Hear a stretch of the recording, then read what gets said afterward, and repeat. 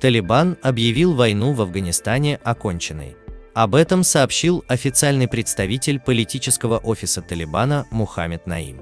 Мухаммед Наим в интервью телеканалу Эль-Джазира сообщил, что в ближайшее время станет известна форма правления нового правительства Афганистана. Слава Аллаху, война в стране закончилась. Мы достигли того, к чему стремились, а именно свободы нашей страны и независимости нашего народа. Мы не позволим никому использовать наши земли для нападения на кого-либо, и мы не хотим причинять вред другим, заявил он. Отмечается, что Кабул охватила паника и страх после того, как столицу захватил Талибан, а западные страны поспешили эвакуировать своих граждан. Сотни афганцев наводнили Кабульский аэропорт в надежде покинуть страну.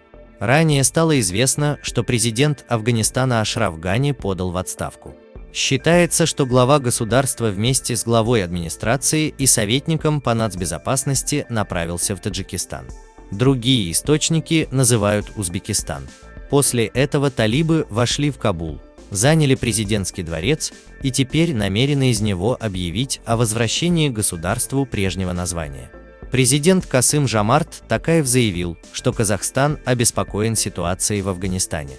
Он поручил принять меры для обеспечения безопасности наших граждан и дипломатов, находящихся в Афганистане.